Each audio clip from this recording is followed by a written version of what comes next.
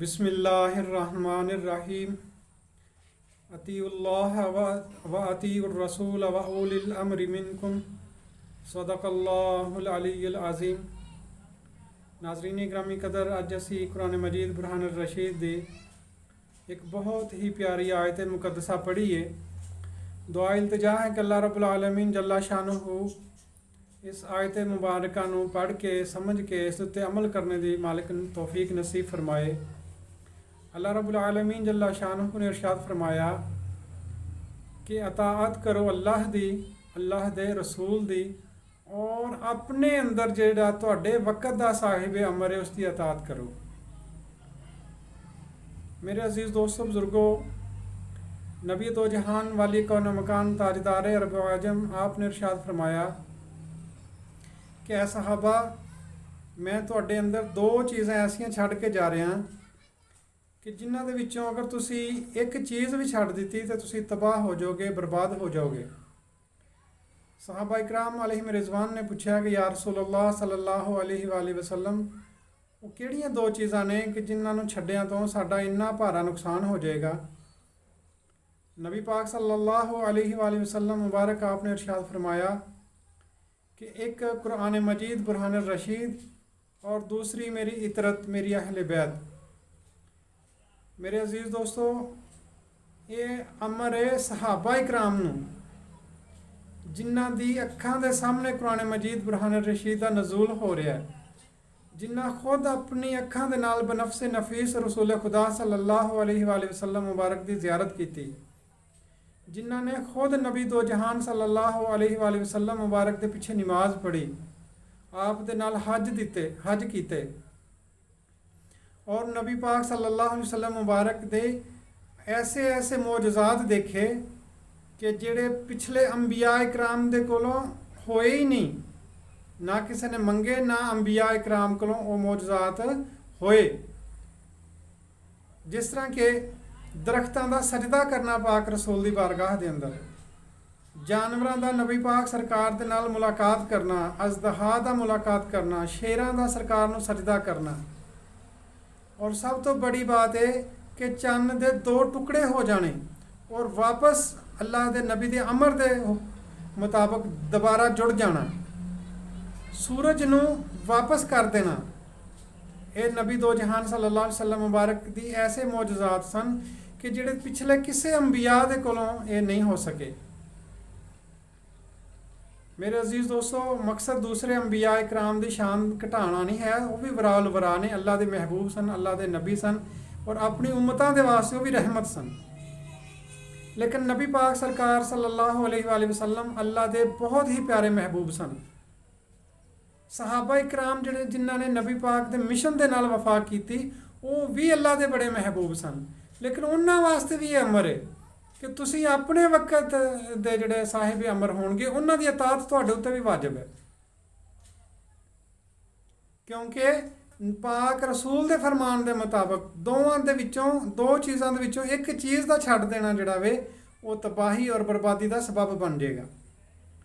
इसी तरह ही असी वेखने आ कि 10वें इमाम हज़रत इमाम अली नकी बादशाह अलैहिस्सलातु वस्सलाम मुबारक, जो कि रिश्ते दे अंदर हज़रत इमाम ज़माना इमाम मुहम्मद महदी अलैहिस्सलातु वस्सलाम मुबारक आप दे दादा जी ने, हज़रत इमाम हसन अस्करी बादशाह अलैहिस्सलातु वस्सलाम मुबारक आप दे वालिद बुजुर्गवार ने, आप दा दौरे मुकद्दस सी और मुतवक्कल जिहड़ा सी आप दे दौर दा हाकम सी, बादशाह सी, बड़ा मलऊन लाइन आदमी सी। ऐसे नहीं इमाम बादशाह सरकार नूं शहीद किया सी। मुतवक्कल दे कोल एक ईसाई बादशाह दा सफ़ीर आया, उन्हें आके कहा कि अगर तुहाडा मज़हब सच्चा है, तुहाडा दीन सच्चा है, तो फिर सानू एक ऐसा सवाल दा जवाब दिओ। मेरा बादशाह कहता कि अगर तुसी इसका जवाब दे दोगे तो असीं तुहाडे दीन दे मुतलक अच्छा सोचांगे, उसनूं कबूल करने दे वास्ते सोचांगे। मुतवक्कल ने कहा कि ठीक है, तुसी सवाल करो। जो सवाल किया गया, सवाल ये सी कि कुरान मजीद बुरहान रशीद के अंदर 7 अल्फाज ऐसे ने कि जिहड़े किसी सूरत के अंदर नहीं है, यानी कि 114 सूरतां ने कुरान मजीद दियाँ। उन्हां 114 सूरतां दे विचों ਇੱਕ ਵੀ 7 ਲਫ਼ਜ਼ ਜਿਹੜੇ ਨੇ ਉਹ ਇੱਕ ਸੂਰਤ ਦੇ ਵਿੱਚ ਨਹੀਂ ਹੈ। ਉਹ ਸੂਰਤ ਦੱਸੋ ਕਿਹੜੀ ਹੈ। ਅਗਰ ਤੁਸੀਂ ਇਸ ਦਾ ਜਵਾਬ ਦੇ ਦਿੰਦੇ ਹੋ ਤਾਂ ਅਸੀਂ ਦੀਨ ਮੁਬੀਨ ਦੇ ਬਾਰੇ ਸੋਚਾਂਗੇ ਉਸ ਨੂੰ ਕਬੂਲ ਕਰਨੇ ਦੇ ਵਾਸਤੇ। ਪੁੱਛਿਆ ਗਿਆ ਕਿ ਉਹ 7 ਅਲਫਾਜ਼ ਕਿਹੜੇ ਨੇ। ਪਹਿਲਾ ਲਫ਼ਜ਼ ਸੀ ਸੇ, ਦੂਸਰਾ ਸੀ ਜੀਮ, ਤੀਸਰਾ ਸੀ ਹੈ, ਚੌਥਾ ਸੀ ਜ਼ਾਲ, ਫਿਰ ਸੀ ਸ਼ੀਨ, ਫਿਰ ਸੀ ਜ਼ੋਏ, ਫਿਰ ਸੀ ਫੇ। ਇਹ 7 ਅਲਫਾਜ਼ ਨੇ ਕਿ ਅਗਰ ਇਹਨਾਂ ਦਾ ਤੁਸੀਂ ਦੱਸ ਦਿਓ ਕਿ ਉਹ ਕਿਹੜੀ ਸੂਰਤ ਮੁਬਾਰਕ ਹੈ ਕਿ ਉਹਦੇ ਜਿਹਦੇ ਵਿੱਚ ਇਹ ਨਾਜ਼ਲ ਨਹੀਂ ਹੋਏ, ਅਸੀਂ ਤੁਹਾਡੇ ਦੀਨ ਦੇ ਵਾਸਤੇ ਸੋਚਾਂਗੇ।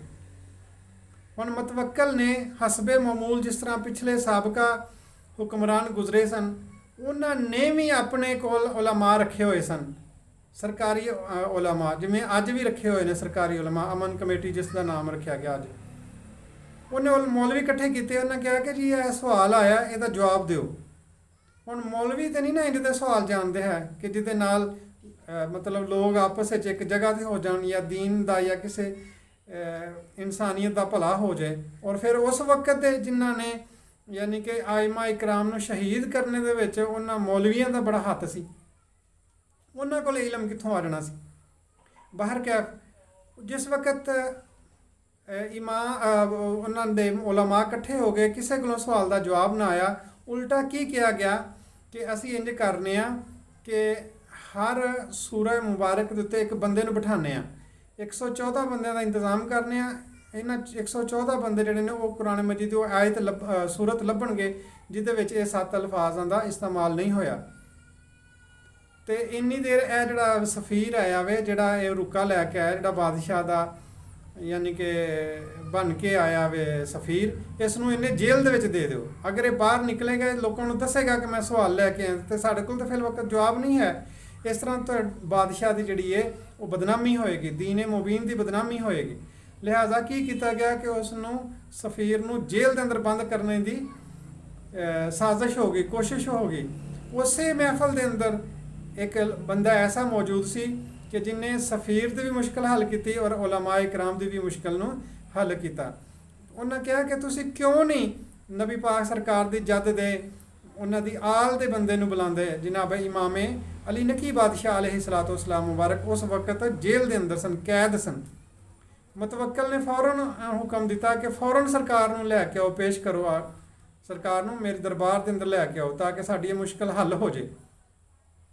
ਜੋ ਹੀ ਸਰਕਾਰ ਉਹਨਾਂ ਦੇ ਮਹਿਫਲ ਦੇ ਅੰਦਰ ਆਏ, ਕਚਹਿਰੀ ਦੇ ਵਿੱਚ, ਬਾਦਸ਼ਾਹ ਦੀ ਕਚਹਿਰੀ ਦੇ ਵਿੱਚ ਆਏ, ਤੇ ਮੌਲਾ ਇਮਾਮ ਅਲੀ ਨਕੀ ਬਾਦਸ਼ਾਹ अलैहिस्सलातु वस्सलाम मुबारक ਨੇ ਸਫੀਰ ਨੂੰ ਵੇਖਦਿਆਂ ਸਾਰੀ ਫਰਮਾਇਆ ਕਿ ਤੂੰ ਫਲਾਂ ਤੇਰਾ ਇਸਮ ਹੈ, ਤੂੰ ਫਲਾਂ ਦਾ ਬੇਟਾ ਹੈ ਔਰ ਤੇਰਾ ਫਲਾਣਾ ਸਵਾਲ ਹੈ ਔਰ ਤੂੰ ਰਾਹ ਦੇ ਵਿੱਚ ਇਹ ਸੋਚਦਾ ਆਇਆ ਮੈਂ। ਉਹ ਅਗਰ ਉਸ ਦੱਸਾਂ ਤਾਂ ਥੋੜਾ ਕੰਮ ਲੰਬਾ ਹੋ ਜਾਏਗਾ। ਆਪਨੇ ਫਰਮਾਇਆ ਕਿ ਤੂੰ ਰਾਹ ਦੇ ਵਿੱਚ ਫਲਾਣੀ ਜਗ੍ਹਾ ਤੇ ਕਿਆਮ ਕੀਤਾ, ਫਲਾਣੀ ਜਗ੍ਹਾ ਦੇ ਉੱਤੇ ਤੂੰ ਬੈਠ ਕੇ ਯਾਨੀ ਕਿ ਇਹ ਸਾਡੇ ਸਵਾਲ ਦੇ ਸਾਡੇ ਬਾਰੇ ਸੋਚਿਆ। ਉਹਨੇ ਫੌਰਨ ਸਰਕਾਰ ਦੇ ਕਦਮਾਂ 'ਚ ਗਿਰ ਕੇ ਇਸਲਾਮ ਕਬੂਲ ਕਰ ਲਿਆ। आपने फरमाया कि ਇਹ ਜਿਹੜੇ ਉਲਮਾ ਬੈਠੇ ਨੇ, क्या ਤੁਹਾਨੂੰ ਵੀ ਨਹੀਂ ਪਤਾ ਉਸ ਸੂਰਤ ਦੇ ਬਾਰੇ ਕਿ ਉਹ ਸੂਰਤ ਕਿਹੜੀ ਹੈ। ਸਾਰੇ ਉਲਮਾ ਇਕਰਾਮ ਜਿਹੜੇ ਸਨ ਉਹਨਾਂ ਨੇ ਸਰ ਨੂੰ ਖਮ ਕਰ ਲਿਆ, ਉਹਨਾਂ ਨੇ ਸਰ ਨੂੰ ਝੁਕਾ ਲਿਆ। ਉਹਨਾਂ ਨੇ ਕਿਹਾ ਸਾਨੂੰ ਨਹੀਂ ਪਤਾ। आपने फरमाया ਕਾਸ਼ ਕਿ ਤੁਸੀਂ ਪਾਕ ਰਸੂਲ ਦਾ ਫਰਮਾਨ ਆਪਣੇ ਅੰਦਰ ਬਿਠਾਇਆ ਹੁੰਦਾ, ਆਪਣੇ ਅੰਦਰ ਵਾਰਦ ਕੀਤਾ ਹੁੰਦਾ ਕਿ ਮੇਰੀ ਅਹਿਲੇ ਬੈਤ ਨੂੰ ਮੰਨਿਆ ਜੇ, ਕੁਰਾਨ ਮਜੀਦ ਨੂੰ ਮੰਨਿਆ ਜੇ।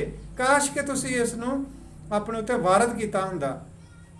ਨਬੀ ਦੋ ਜਹਾਨ ਸੱਲੱਲਾਹੁ अलैहि वसल्लम मुबारक आप ਦੇ 10ਵੇਂ ਨਾਇਬ मौला इमाम अली नकी बादशाह अलैहिस्सलातु वस्सलाम मुबारक ने फरमाया कि वो सूरत फातिहा शरीफ है कि जिस दे अंदर ये 7 अल्फाज नहीं है। मेरे अजीज़ दोस्तों बुजुर्गों, काश के मेरे और तुहाडे अंदर इन्नी हिम्मत होवे, इन्ना जिगरा होवे कि असी किसी नूं पुछ लईए कि सूरत फातिहा दा नज़ूल की है,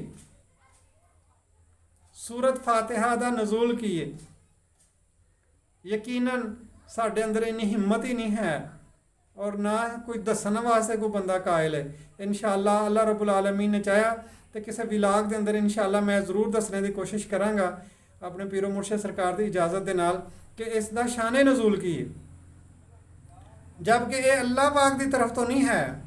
सूरह फातिहा शरीफ जिहड़ी है ये अल्लाह पाक की तरफ तो नहीं है, ਕਦੀ ਵੀ ਤੁਸੀਂ ਦੇਖ ਲਓ ਕੋਈ ਵੀ ਕੁਰਾਨ ਮਜੀਦ ਬੁਰਹਾਨ ਰਸ਼ੀਦ ਹੈ, ਉਹ ਅਲਿਫ ਲਾਮ ਮੀਮ ਤੋਂ ਸ਼ੁਰੂ ਹੁੰਦਾ ਹੈ, ਸੂਰਤ ਫਾਤਿਹਾ ਸ਼ਰੀਫ ਤੋਂ ਨਹੀਂ ਸ਼ੁਰੂ ਹੁੰਦਾ। ਪਹਿਲੀ ਜਿਹੜੀ ਲਿਖੀ ਹੋ ਜਾਂਦੀ ਹੈ ਨਾ ਸੂਰਤ ਮੁਬਾਰਕਾ ਜਿਹੜੀ ਹੈ, ਉਹ ਅਲਿਫ ਲਾਮ ਮੀਮ ਤੋਂ ਸ਼ੁਰੂ ਹੁੰਦੀ ਹੈ। ਅੱਲਾਹ ਰੱਬੁਲ ਆਲਮੀਨ ਜੱਲਾ ਸ਼ਾਨਹੁ ਮੈਨੂੰ ਔਰ ਤੁਹਾਨੂੰ ਪਾਕ ਰਸੂਲ ਦਾ ਦਾਮਨ ਔਰ ਵਕਤ ਦੀ ਹੁਜਤ ਖੁਦਾ ਇਮਾਮ ਜ਼ਮਾਨਾ ਇਮਾਮ ਮੁਹੰਮਦ ਮਹਦੀ अलैहिस्सलातु वस्सलाम मुबारक आप दी कुर्बत आप दी रायत नसीब फरमाए, ताकि असी अल्लाह के नबी दे उस फरमान दे तो पूरा उतर सकीए कि कुरान और मेरी अहले बैत नू ना छड्डिया जे। वमा तौफीक इल्ला बिल्लाहिल अलीय्यिल अज़ीम।